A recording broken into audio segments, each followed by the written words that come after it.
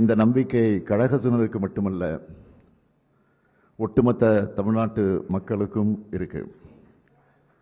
ஏன்னா இதுவரைக்கும் எந்த மாநில அரசும் இந்த அளவுக்கு மாபெரும் சாதனைகளை நிகழ்த்தினதில்லை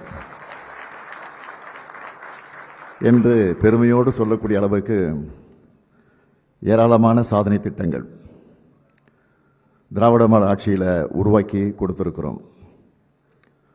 பல மேடைகளில் அந்த திட்டங்கள் எல்லாம் பட்டியலிட்டு சொல்லியிருந்தாலும் ஒரு சின்ன ரீவைண்ட் மாதிரி தலைப்புச் செய்தியாக சில திட்டங்களின் பெயர்களை மட்டும் நான் சொல்ல விரும்புகிறேன்.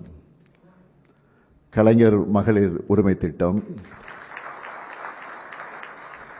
விடியல் பயணம், காலை உணவு திட்டம், புதுமை பெண், தமிழ் புதல்வன், நான் முதல்வன், இல்லம் தேடி கல்வி, மக்களை தேடி மருத்துவம், இன்னுயிர் காப்போம், நம்மை காக்கும் 48, கலைஞர் கனவு இல்லம், தாய் மாணவர் திட்டம், கல்லூரி மாணவர்களுக்கு லேப்டாப் திட்டம் என ஒவ்வொரு துறை சார்பிலையும் பல்வேறு திட்டங்களை செயல்படுத்தி தமிழ்நாட்டை வளர்த்திருக்கிறோம். அதனால தான் நம்முடைய வளர்ச்சியை யாராலும் தடுக்கவும் முடியல, மறைக்கவும் முடியல.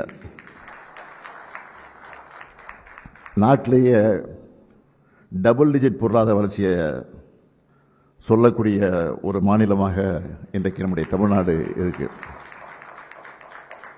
2021ஆம் ஆண்டு சட்டமன்ற தேர்தலின் போதே 10 ஆண்டுகளுக்கான இலக்குகளை நிர்ணயித்து தான் இந்த பயணத்தை நாங்கள் தொடங்கணும்.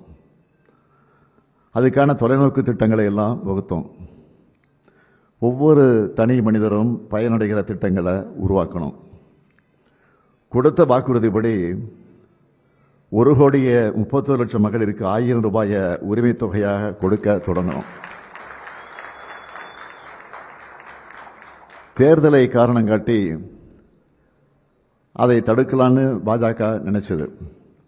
ஆனால் அந்த சதியை முன்கூட்டியே உணர்ந்து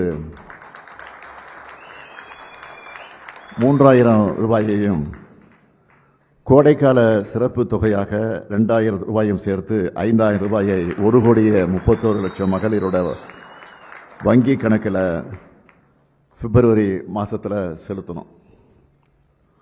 அரசு ஊழியர்களோட 22 ஆண்டுகால கோரிக்கையான பழைய ஓய்வூதிய திட்டத்தை நிறைவேற்றக்கூடிய வகையில் தமிழ்நாடு உறுதியளிக்கப்பட்ட ஓய்வூதிய திட்டத்தை நிறைவேற்றி அரசு ஊழியர்களுடைய மனங்களை மகிழ வச்சோம். இப்படி ஒவ்வொரு சாதனையும் புள்ளி விவரத்தோடு என்னால் சொல்ல முடியும். தமிழ்நாட்டோட வளர்ச்சியை கெடுக்க நினைக்கிற கூட்டம்தான் திராவிட முன்னேற்ற கழகத்தை எதிர்க்குது. அவங்களும் ஏராளமான பொய் செய்திகளை பரப்பி பார்த்தாங்க. அது எதுவுமே தமிழ்நாட்டு மக்கள்கிட்ட எடுபடலை. இப்போ ஒட்டுமொத்த தமிழ்நாட்டு மக்களோட எண்ணம் என்னன்னா, திராவிட மாடல் கட்டமைச்சிருக்கக்கூடிய வளர்ச்சி பாதையில் தமிழ்நாடு தொடர்ந்து பயணிக்கணும். தமிழ்நாடு தலை நிமிர்ந்த தமிழ்நாடா, தலை சிறந்த தமிழ்நாடா எப்பவுமே இருக்கணும். தமிழ்நாட்டை காக்க, கல்வியையும் உட்கட்டமைப்பையும் வளர்க்க, சமூக நீதியை தழைக்க, இதுவரை அடைஞ்சிருக்கக்கூடிய முன்னேற்றத்தை பாதுகாக்க திராவிட முன்னேற்ற கழக ஆட்சி தொடரணும். திராவிட மாடல் 2.0 ஆட்சி அமையணும். இதுதான் தமிழ்நாட்டு மக்களோட உறுதியான எண்ணம். சொன்னதை மட்டும் இல்லை, சொல்லாததையும் செஞ்சு காட்டின கடந்த 5 ஆண்டுகளோட திராவிட மாடல் சாதனைகளை விஞ்சக்கூடிய அளவுக்கு திராவிட மாடல் 2.0 இருக்கு. அதுக்கு அடித்தளமாக இருக்க போகிற தேர்தல் அறிக்கையை தான் இப்போ உங்ககிட்ட பகிர்ந்துக்க போகிறேன். எங்களுடைய கொள்கைகள், தொலைநோக்கு திட்டங்கள் மட்டுமில்லை, இதுக்காக அமைக்கப்பட்ட குழு தமிழ்நாடு முழுக்க பல முறை பயணம் செஞ்சு மக்களுடைய கனவுகளையும் கருத்துக்களையும் கோரிக்கைகளையும் கேட்டு இதை தயாரிச்சிருக்கிறாங்க. இந்த தேர்தல் அறிக்கை தயாரிக்க தலைமையேற்று அந்த கடமையை நிறைவேற்றி தந்திருக்கக்கூடிய கழக துணை பொதுச் செயலாளர் என்னுடைய அருமை தங்கை கனிமொழி கருணாநிதி அவர்களுக்கும், துணை நின்று பணியாற்றியிருக்கக்கூடிய உறுப்பினர்கள் திரு TKS இளங்கோவன், முனைவர் கோவி செழியன், முனைவர் PTR பழனிவேல் தியாகராஜன், முனைவர் TRV ராஜா, திரு MM அப்துல்லா, பேராசிரியர் கான்ஸ்டன்டின் ரவீந்திரன், மருத்துவர் எழில் நாகநாதன், திரு கார்த்திகேய சிவசேனாதிபதி, திருமிகு தமிழரசி ரவிக்குமார், ஓய்வு பெற்ற IAS அதிகாரி திரு G சந்தானம், தொழில் முனைவோர் திரு சுரேஷ் சம்பந்தம் ஆகியோர் அடங்கிய குழுவுக்கு என்னுடைய பாராட்டுக்களையும் நன்றியையும் நான் தெரிவிச்சுக்கிறேன். எங்களை நம்புகிற மக்களுக்கு நான் நிச்சயமாக சொல்கிறேன், உங்கள் எல்லோருடைய நம்பிக்கையை நாங்கள் நிச்சயம் காப்பாற்றுவோம். இந்த உறுதியோடு தேர்தல் அறிக்கையில் சொல்லப்பட்டிருக்கக்கூடிய வாக்குறுதிகளில் எல்லாமே முக்கியமான வாக்குறுதிகள் தான். நேரத்தின் அருமை கருதி முக்கியமான சிலவற்றை மட்டும் சுருக்கமாக தலைப்பு செய்திகளாக நான் அறிவிக்கிறேன். முதல் வாக்குறுதி, இதுவரை 1 முதல் 5ஆம் வகுப்பு வரை படிக்கும் 19 லட்சம் குழந்தைகளுக்கு முதலமைச்சரின் காலை உணவு திட்டத்தில் காலை உணவு வழங்கணும். திராவிட மாடல் 2.2 ஆட்சியில் கூடுதலாக 15 லட்சம் மாணவர்கள் பயன்பெறும் வகையில் முதலமைச்சரின் காலை உணவு திட்டம் முதலமைச்சரின் காலை உணவு திட்டம் 8ஆம் வகுப்பு வரை விரிவுபடுத்தப்படும்.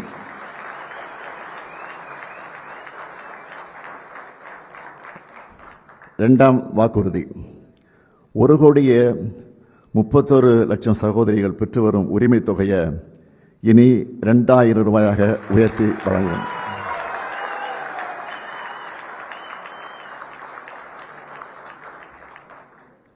மூன்றாவது வாக்குறுதி, இலவச மின்சாரம் பெறும் 20 லட்சத்திற்கும் மேற்பட்ட விவசாயிகளுக்கு எந்தவித மீட்டரும் பொருத்தப்படாத நவீன மின்சார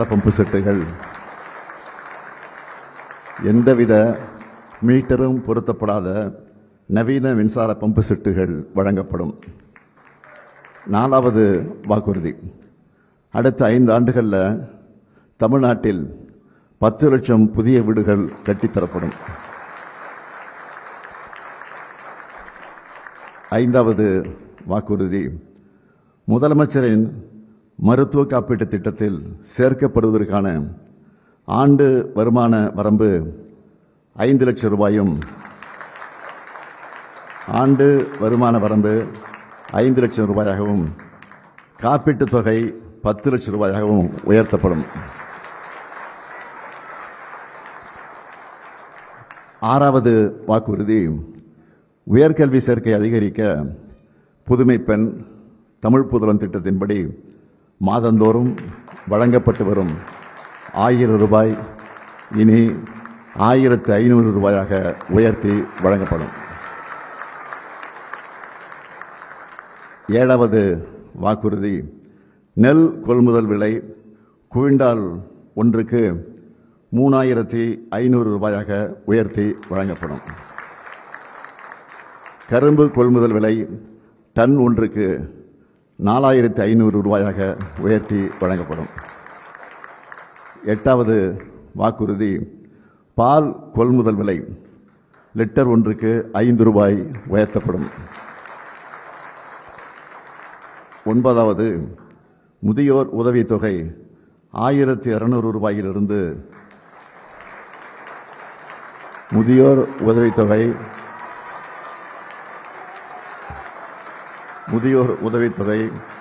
1,200 ரூபாயிலிருந்து 2,000 ரூபாயாக உயர்த்தப்படும். மாற்றுத்திறனாளிகளுக்கான உதவித்தொகை 1,500 ரூபாயிலிருந்து 2,500 ரூபாயாக உயர்த்தப்படும். 10வது, மீன்பிடி தடைக்கால சிறப்பு நிவாரணத் தொகை 8,000 ரூபாயிலிருந்து 12,000 ரூபாயாகவும், மீன்பிடி குறைவுகால சிறப்பு நிவாரணத் தொகை 6,000 ரூபாயிலிருந்து 9,000 ரூபாயாகவும் உயர்த்தி வழங்கப்படும். 10வது அறிவிப்பு. அன்னை தமிழை போற்ற பன்னாட்டு தமிழறிஞர்களையும் மொழி வல்லுநர்களையும் செம்மொழி மாநாடு வல்லுநர்களையும் கொண்டு செம்மொழி மாநாடு சென்னையில் நடத்தப்படும். 12வது ஒன்றிய மாநில உறவுகள் குறித்து ஆராய தமிழ்நாடு அரசால் அமைக்கப்பட்ட நீதியரசர் குரியன் ஜோசப் தலைமையிலான அறிக்கையை நாடு முழுவதும் விவாதப் பொருளாக்கி மாநில அரசுகளின் உரிமைகளை நிலைநாட்டும் அனைத்து நடவடிக்கைகளையும் மேற்கொள்வோம். 13வது சுய உதவிக்குழு உறுப்பினராக இருக்கும் பெண்கள் தொழில் முனைவராக முன்னேறிடும் வகையில் பிணை எதுவுமின்றி 5 லட்சம் ரூபாய் வரை மானியத்துடன் வங்கிக் கடன் உதவி வழங்கப்படும். 14வது பேரிடர்கால இழப்பீடுகளாக இரவை பாசன பயிர்கள் மற்றும் நெல் பயிர்களுக்கு ஹெக்டேர் ஒன்றுக்கு 25,000 ரூபாயாகவும், நீண்டகால பயிர்களுக்கு 27,000 ரூபாயாகவும், மானாவாரி பயிர்களுக்கு 12,000 ரூபாயாகவும் உயர்த்தி வழங்கப்படும். 15வது மாவட்டங்கள் முதல் வட்டங்கள் வரையிலான அரசு மருத்துவமனைகளில் டயாலிசிஸ் சிகிச்சைக்கான கருவிகள் 2 மடங்காக்கப்படும். 16வது அரசு ஊழியர்கள் ஆசிரியர்களுக்காக அறிவிக்கப்பட்ட தமிழ்நாடு உறுதியளிக்கப்பட்ட ஓய்வூதிய திட்டம் சிறப்பாக செயல்படுத்தப்படும். 17வது ஒன்றிய அரசின் 8வது ஊதியக்குழு அறிக்கையை ஒன்றிய அரசு செயல்படுத்தியதும் அதனை மாநில அரசு ஊழியர்கள் ஆசிரியர்களுக்கு செயல்படுத்த குழு அமைக்கப்படும். 18வது அரசு அமைப்புகளில் ஏற்படும் 1,50,000 காலி பணியிடங்கள் கால தாமதமின்றி நிரப்பப்படும். 19வது அரசு அலுவலர்கள் மற்றும் ஆசிரியர்களுக்கான பதவி உயர்வுகள் உரிய நேரத்தில் கிடைக்க நடவடிக்கை எடுக்கப்படும். 20வது உயர்கல்வி பயிலும் 35 லட்சம் மாணவர்களுக்கு 5 ஆண்டுகளுக்குள் மடிக்கணினி வழங்கப்படும்.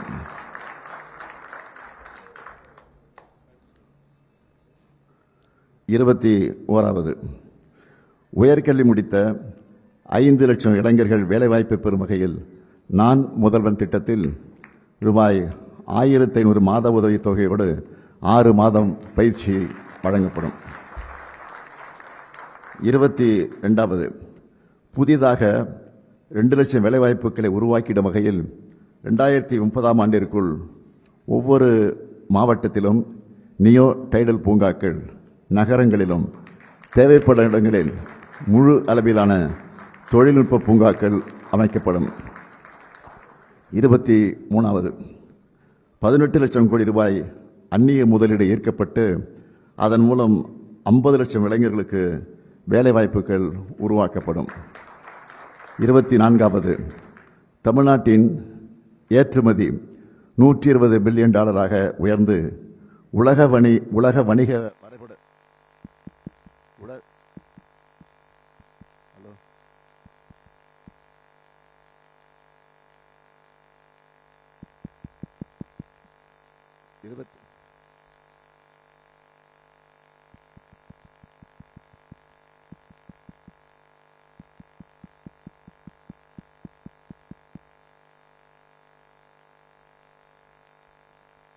ஹலோ ஹலோ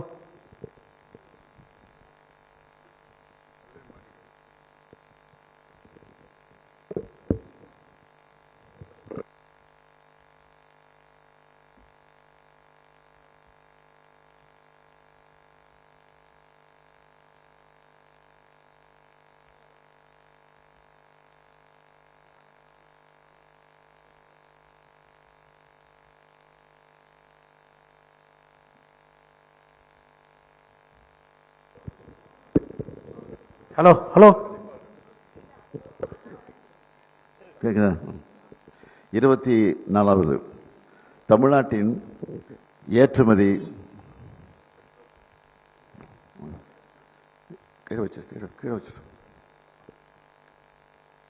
தமிழ்நாட்டின் ஏற்றுமதி $120 பில்லியன் உயர்ந்து உலக வணிக வரைபடத்தில் தமிழ்நாடு இடம் பிடிக்கும் வகையில் திராவிட மாடல் 2.0 ஆட்சியின் செயல்பாடுகள் அமையும்.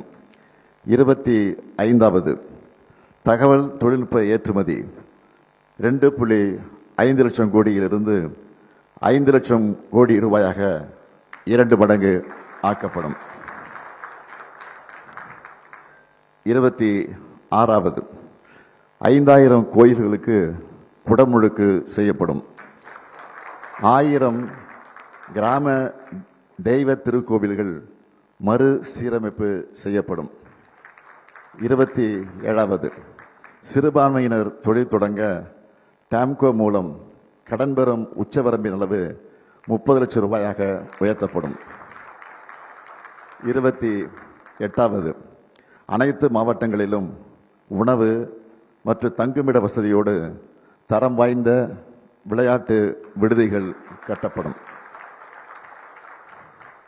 29வது, மிகவும் வறுமையில் வாடும் நலிவடைந்த குடும்பங்களை அடையாளம் கண்டு அவர்களுக்கு வீட்டு வசதி, சமூக பாதுகாப்பு, வாழ்வாதாரம், திறன் மேம்பாடு, வங்கி கடன் உள்ளிட்ட பல்வேறு உதவிகள் கிடைக்க தாயுமானவர் திட்டத்தின்படி நடவடிக்கை எடுக்கப்படும். 30வது, கிராம சாலை திட்டத்தின் கீழ் 15,000 கிலோமீட்டர் நீளமுள்ள சாலைகள் 10,000 கோடி ரூபாய் மதிப்பீட்டில் சீர் செய்யப்படும். 31வது, அனைத்து மாநகராட்சிகள், முக்கிய நகராட்சிகளில் 50 புதிய செம்மொழி பூங்காக்கள் அமைக்கப்படும். 32வது, திருச்சி, மதுரை, கோயம்புத்தூர், சேலம் மாநகராட்சிகளின் அருகில் நவீன உலகத்தர வசதிகளோடு புதிய நகரங்கள் உருவாக்கப்படும்.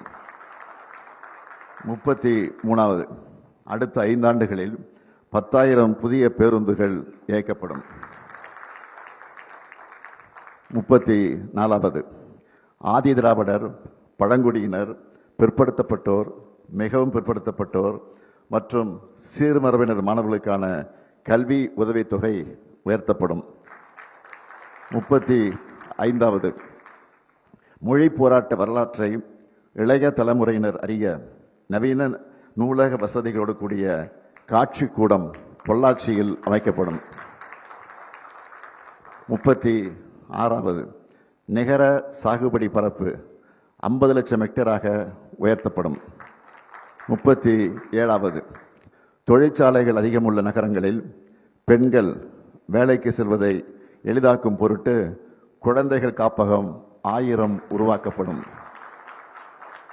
38வது, பல்வேறு துறைகளில் சிறப்புற பணியாற்றிடும் திருநர், திருநங்கையருக்கு விருது வழங்கப்படும்.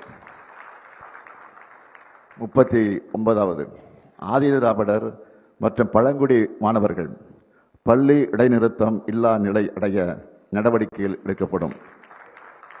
40வது, பிற்படுத்தப்பட்டோர், மிகவும் பிற்படுத்தப்பட்டோர், சீர்மரபினர் தொழில் தொடங்க டாப்செட்கோ மூலம் கடன் பெறும் உச்சவரம்பு 30 லட்சம் ரூபாயாக உயர்த்தப்படும். 41வது, கடலூர், தஞ்சாவூர், மதுரை, தூத்துக்குடி, திருநெல்வேலி, ராமநாதபுரம், சேலம், திருப்பூர், விழுப்புரம், திருவண்ணாமலை, கோவை மாவட்ட அரசு மருத்துவக் கல்லூரி மருத்துவமனைகளில் புற்றுநோய்க்கான நவீன சிகிச்சை வசதிகள் ஏற்படுத்தப்படும். 42வது, பத்திரிகையாளர்களின் குழந்தைகள் கல்விக்காக வழங்கப்படும் பல்வேறு உதவித்தொகை அனைத்தும் 2 மடங்காக உயர்த்தப்படும். 43வது, தமிழ்நாட்டில் 10 கைத்தறி பூங்காக்கள் அமைக்கப்படும். 44வது, தமிழ்நாட்டின் MSME நிறுவனப் பொருட்கள் உலக அளவில் சந்தைப்படுத்த மெய்நிகர் வணிகத்தளம் உருவாக்கப்படும். 45வது கிராமப்புறங்களின் ஆதாரங்களை கொண்டு ஊரக பகுதிகளில் 5000 புத்தொழில்கள் தொடங்கப்படும். 46வது கூடைப்பந்து, கைப்பந்து, பேட்மிண்டன், தற்காப்பு கலை, வாள்வீச்சு விளையாட்டுக்கான பல்நோக்கு வசதி கொண்ட உள் விளையாட்டு அரங்குகள் அனைத்து மாவட்டங்களிலும் இருப்பது உறுதி செய்யப்படும்.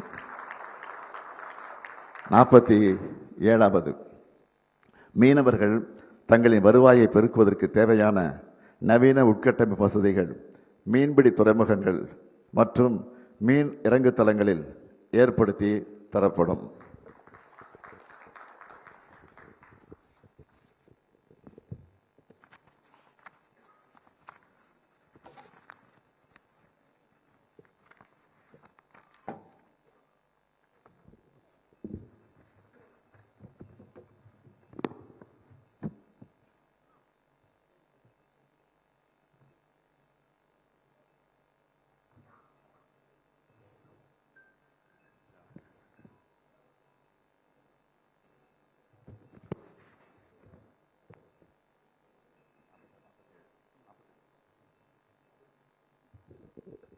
நாற்பத்தி 48வது அனைத்து அரசு கலைக்கல்லூரிகளும் வைஃபை வசதியுடன் கூடிய டிஜிட்டல் கற்றல் மையங்கள்.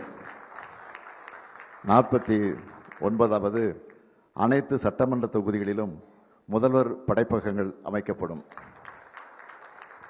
50வது நம் இல்லங்களின் அரசியலான மகளிரை மகிழ்விக்க முக்கியமான வாக்குறுதி. நல்லா கவனிங்க.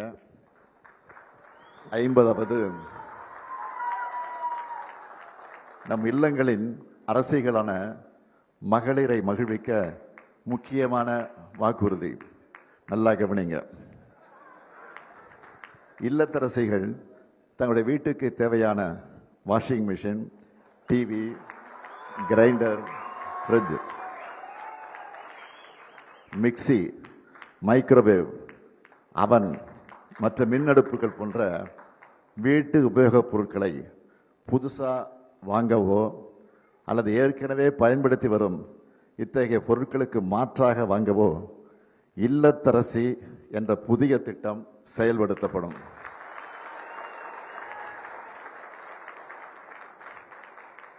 இல்லைன்னா மறுபடியும் படிக்க கேட்டுங்க. நம் இல்லங்களின் அரசியலான மகளிரை மகிழ்விக்க முக்கியமான வாக்குறுதி.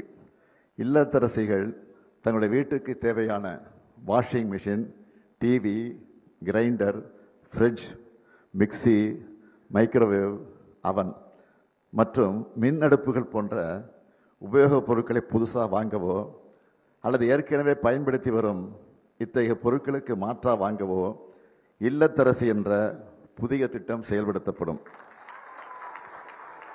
இந்த திட்டத்தின் கீழ் வருமான வரி செலுத்தாத குடும்பங்களின் இல்லத்தரசிகள் அனைவருக்கும் அவர்கள் வசிக்கும் பகுதியில் உள்ள கடைகளில் இந்த பொருட்களை வாங்கி கொள்ளும் வகையில் ஒவ்வொரு குடும்பத்துக்கும் இந்த பொருட்களை வாங்கி கொள்ளும் வகையில் அவர்கள் வசிக்கும் பகுதியில் உள்ள கடைகளில் ஒவ்வொரு குடும்பத்துக்கும் தலா 8000 ரூபாய் மதிப்பிலான கூப்பன் வழங்கப்படும்.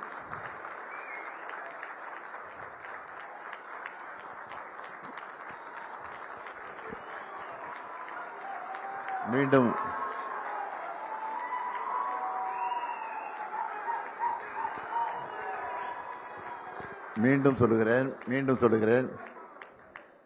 ஒவ்வொரு குடும்பத்துக்கும் தலா ரூபாய் 8000 மதிப்பிலான கூப்பன் வழங்கப்படும். இன்னொரு முக்கியமான அறிவிப்பு. தமிழ்நாட்டின் அனைத்து பகுதி வளர்ச்சியை உறுதி செய்ய கல்வி மற்றும் சுகாதார குறியீடுகளில் மாநில அளவிலான சராசரி வளர்ச்சி அடையும் வகையில் வட மாவட்டங்களுக்கான ஒரு சிறப்பு வளர்ச்சி திட்டம். அதேபோல் தமிழ்நாட்டின் நெற்களஞ்சியத்தில் வேளாண் மற்றும் வேளாண் தொழில்கள் முன்னேற்றத்தை உறுதி செய்யும் வகையில் டெல்டா மாவட்டங்களுக்கான ஒரு சிறப்பு வளர்ச்சி திட்டம். அது மட்டுமல்ல, தொழில் வளர்ச்சியில் சாதனை புரிந்து வரும் மேற்கு மாவட்டங்களில் அடுத்த கட்ட தொழில் புரட்சியை உறுதி செய்யும் வகையில் மேற்கு மாவட்டங்களுக்கான ஒரு சிறப்பு தொழில் வளர்ச்சி திட்டம். நிறைவாக கல்வி மற்றும் சுகாதார குறியீடுகளில் உரிய வளர்ச்சியை பெற்றிடவும் தென் தமிழகம் தொழில்மயமாவதை உறுதி செய்திடும் வகையிலும் தென் மாவட்டங்களுக்கான ஒரு சிறப்பு வளர்ச்சி திட்டம். இந்த 4 சிறப்பு திட்டங்களையும் 20,000 கோடி ரூபாய் மதிப்பீட்டில் செயல்படுத்தப்படும். இப்போ நான் சொல்லியிருக்கிறது எல்லாமே ஹைலைட்ஸ் மட்டும்தான். நான் சொல்லியிருக்கிறது ஹைலைட்ஸ் மட்டும்தான். பொதுவாக தமிழ்நாட்டு தேர்தல்களை பொறுத்த வரைக்கும் திமுகவோட தேர்தல் அறிக்கை தான் ஹீரோ. இப்போ திராவிட மாடல் 2.0க்கான இந்த தேர்தல் அறிக்கை சூப்பர் ஸ்டாராக களமிறங்கியிருக்கு. திராவிட மாடல் 2.0ல் 200 தொகுதிகளுக்கு மேலே வெற்றி உறுதி. மீதமுள்ள வாக்குறுதி கணத்தையும் ஊடக நண்பர்களும் களத்தில் களமாடக்கூடிய உடன்பிறப்புகளும் சமூக வலைத்தளங்களில் இயங்கக்கூடிய தோழர்களும் அனைத்து மக்களும் கொண்டு சேர்க்கணும்னு நான் கேட்டுக்கிறேன். மாபெரும் மக்கள் சாசனமான இந்த தேர்தல் அறிக்கையில் இடம்பெற்றுள்ள அனைத்து வாக்குறுதிகள் சட்டங்களாகவும் மாபெரும் திட்டங்களாகவும் மாறும். வெல்வோம் ஒன்றாக. நன்றி, வணக்கம்.